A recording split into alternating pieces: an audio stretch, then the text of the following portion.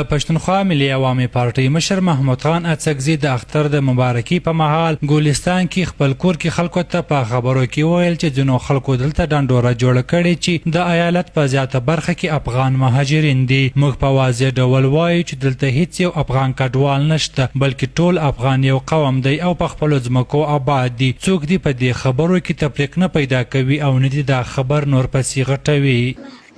كل الافغانان راغلي اليوم ذكرني ولد شنو افغانان مش قد افغانان خلا غلي دي افغانستان خلا راغلي دي دوی محکمه و یو ان ایچ ار دا غیر په کمپیوټر کې د ګرد نمونه ستا په پټنګ شي کاږه ویشه ودا باجر کاغذ وا باجر کارت ورکه زیرې به نه پټاونو به نه راځي راغلي دي دا کومه چې دا په خوښ راغلي دي ستا په خوښ راغلي دي ستا په عربا او کوی په اخیستي دي اوس ته وایي چې دی دلته موټرونه لري پلانان لري بالکل قانون یې راوغواړه که څوک د افغانستان وو په کمپیوټر کې ستا شناختي کارت نسته ورسره مهاجر کارت ورکړه په ازابۍ یې نه دا هم د پښتونخوا ملي عوامي پارټۍ د کارکونانو ذمهواري جوړېږي چې باید د اختر تېر شي په کار د پښتونخوا ملي عوامي پارټۍ کارکونان دې دپاره ځان تیار کړي دا د پښتانه چې د افغان په نامه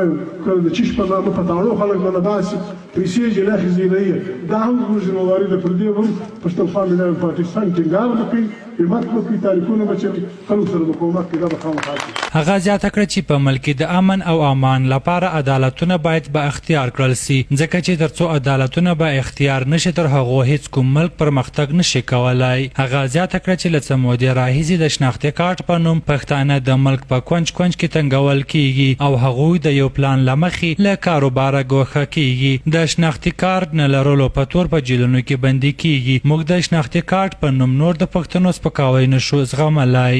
دا وخت د پښتانه کم سے کم 1 لک شناختي کارت راکړه 1 لک شناختي کارت راکړه پښتونخوا ملي عوامي پارټۍ موږ اخر دې ته مجبوره یو د شناختي کارت کم قانون چې د پنجابي دپاره دی، د شناختي کارت کم قانون چې د بلوچ دپاره دی، د شناختي کارت کم قانون چې د سندي دپاره دی، د شناختي کارت کم قانون چې د سراکي دپاره دی، در هغه بالا هیڅ قانون پښتانه نه مني. هغه غونډې ته په خبرو کې وویل چې رویت هلال کمیټې له روژې او اختر نه یوه لویه ستونزه جوړه کړې. په کار ده چې دا ستونزه نوره حل شي او اختر د نور له سعودي او اسلامي نړۍ سره یو ځای جوړ سي چې ولس د روژې او اختر په جوړولو کې سره تقسیم نشي. هغه په چمن کې د علماو نخوښي څرګنده کړه چې په 70 کلونو کې د لومړي ځل لپاره له کعبې شریفې سره د اختر لمانځلو اعلان وکړ. موږ باید د اختر موجوده ستونزه له منځه یوسو او ټولو مسلمانانو سره اختر جوړ کړو.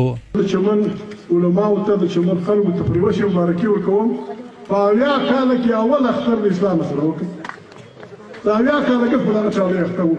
په درمانځي کې به اختر په ګلستان کې به نو، په بادزي کې به اختر، په لاجور کې به نو، یو میله جوړ نور په ګرجان کې اختر. غونډې ته په خبرو کې محمود خان اڅکزي زیاته کړه موږ باید خپلې ستونزې په خپله حل کړو، نور مو په شر اخته کوي. هغه زیاته کړه چې نبي علیه السلام اسلام د سولې او خبرو په مرسته راوستلی دی، نه په جنګ جګړو. موږ د چا له مذهب سره اختلاف نه لرو او نه د چا د مذهب سپکاوی کوو. موږ ټولو ته د انسان او انسانیت په سترګه ګورو. هغه زیاته کړه چې د پښتونخوا ملي عوامي پارټۍ د مظلومانو ملګری ده او موږ به ټول پښتانه په یوه کمبله راټولوو. دا زموږ مقصد او پښتون به سره یو کوو. موږ کام په ډېر بد حالت کې دی، شاوخوا دنیا کې ډېر بد حالت روان دی. د ورځې په سوو مړي کېږي په یوه نامه په بل نامه.